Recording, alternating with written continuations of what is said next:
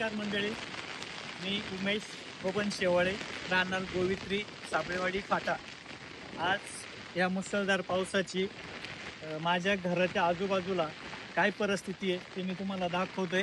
हे बघा, हे माझं घर आहे, हे शेजारी माझ्या शेजाऱ्यांचं घर आहे, हे माझ्या मोठ्या भावाचं घर आहे. आणि आता तुम्हाला मी दाखवतो, माझ्या घरापासून 300 मीटरवर नदी आहे, कुंडलिका नदी. त्याची पूर परिस्थिती काय आली हे आता तुम्हाला मी दाखवतो. ते समोर दिसत आहे ते तुम्हाला माझं घर, आणि घराच्या फक्त 50-100 फुटावरती कंपाऊंड आहे. त्या कंपाऊंडला हे पाणी लागलेलं आहे बघा. पूर्ण हे पूर्ण नदीचं वड्याने आल्याचं पाणी. तुम्हाला पाणी दिसत असेल. आता तुम्हाला मी समोर हे पाणी रोडवरनं पलटी झालंय हे दाखवतो. तिकडे दाखव जरा. हे घराच्या मागे आलेलं पाणी, आणि हे घराच्या मागे आमच्या इलेक्ट्रिक फार्म आहे. त्या फार्मच्या तिथं एक वडा आणि त्याला मोरी टाकलेली आहे. त्यांच्या मोरीवरतून सुद्धा पाणी ओसंडून हे रोडवरनं वाहते. आता तुम्ही बघत असाल ही परिस्थिती इथली. पाणी पूर्णपैकी इकडनं येते आणि आम्ही रोडवर उभं आहे. आता सध्या आम्ही रोडवर उभं आहे. हा रोड कोटेश्वर कुंडलिका उपसान डॅम, कुंडलिका नदीचा उगम कोंडेश्वर या ठिकाणी थोरण जांभोली उपसा इकडे जातो. आता तुम्ही बघा पाण्याची परिस्थिती. पाणी इथनं रोडवरनं पलटी चाललंय. या रोडपासनं 300 मीटरवरती खाली नदी आहे. त्या नदीचं तुम्हाला दिसत असेल, पूर्ण नदी आणि रोड एक लेवल झाले, म्हणजे 300 मीटर पूर्ण पाणी भरलेलं आहे. ती शेतं पण पूर्ण भरलेली. शेतं दाखव, पाहू शकता तुम्ही. पूर्ण नदी आणि रोड या 300 मीटर अंतर एकदम सेम झालेलं आहे. आणि आता त्या नदीच्या कडेला एक फार्म हाऊस आहे, हरियाली फार्म हाऊस म्हणून. त्याची परिस्थिती काय सांगतो, त्याला पूर्ण पाण्याने वेढा पडलेला आहे. तुम्हाला कदाचित इथून झूम केलं तर दिसेल. बराबर ते झूम करून दिसतंय का?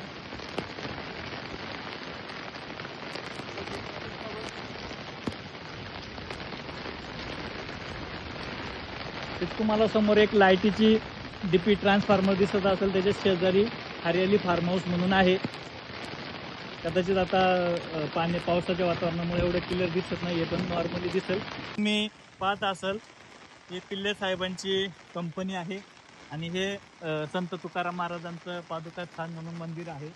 आणि त्याच्या शेजारी हे जे निळं शेड दिसतंय, त्या निळ्या शेडवरती घोडके साहेबांचं फार्म हाऊस आहे. फार्म हाऊस म्हणजे फक्त जागा आहे त्यांची, आणि ते पूर्ण पाण्याखाली गेलेली. पूर्ण इकडे पिल्ले साहेबांच्या जे त्यांनी बांधकाम केलेलं आहे राहण्यासाठी त्यांच्या केअरटेकरला, तिथपर्यंत पाणी आलेलं आहे. आता आपण हरियाली फार्म आता मी तुम्हाला हरियाली फार्म हाऊस दाखवतो, जे माझ्या घरापासून आणि संत तुकाराम महाराज पादुका ट्रस्टच्या मंदिरापासून अवघे 150 ते 200 मीटर अंतरावर आहे. आणि नदी माझ्या घरापासून 300 मीटर अंतरावर आहे. आता आपण बघत असाल, हे बालवडकर साहेबांचं कंपाऊंड आहे. याच्यात पण पाणी पूर्ण आलेलं आहे, वड्याचं आणि नदीचं. तिकडचा वडा तुम्हाला पहिला दाखवला तो वडा, आणि हा इकडचा एक वडा, दोन्ही वडे मिळून आणि नदी त्यांचं मिळून हे पाणी इथं आलेलं आहे. मंदिरापासनं अवघ्या 100 मीटरवरती आहे. आणि या पाण्यापासनं नदी 200 मीटर आहे, 150-200. आणि हरियाली फार्म हाऊस हे या नदीपासनं फक्त 10 ते 20-25 फुटावरती आहे. आणि आता तुम्हाला मी दाखवतोय. मी पूर्णपणे जिथपर्यंत जाता येईल तिथपर्यंत चाललो आहे. तुम्हाला हरियाली फार्म हाऊस दाखवायचा प्रयत्न करतो. इथनं दिसत बोर्ड इकडं पाण्यामध्ये आलेलं आहे. लाईटची डीपी जी आहे हरियाली फार्म ते 150-200 मीटर अंतरावरती आहे. त्या हरियाली फार्म हाऊसवर पाण्याचा वेढा पडलेला आहे. त्याच्यामध्ये ते हरियाली फार्म हाऊसची ओनर म्हणजे एक मॅडम आहे. ते काय 2-4 कामगार असतील.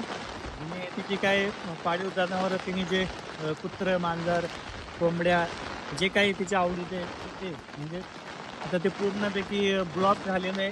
तर त्यांना आता वाचवण्यासाठी रेस्क्यू टीमची आवश्यकता आहे. आणि आता तुम्हाला मी थोडेसे आमचे ग्रामस्थ मंडळी पण जमलेली आहेत, ते पण दाखवतो. आणि आता आम्ही तो प्रयत्न करणार आहे की तिला वाचवण्यासाठी आणि बाहेर काढण्यासाठी रेस्क्यू करण्यासाठी पोलीस स्टेशनला आणि बचाव कार्याला संपर्क करून बोलावण्याचा आम्ही प्रयत्न करतो.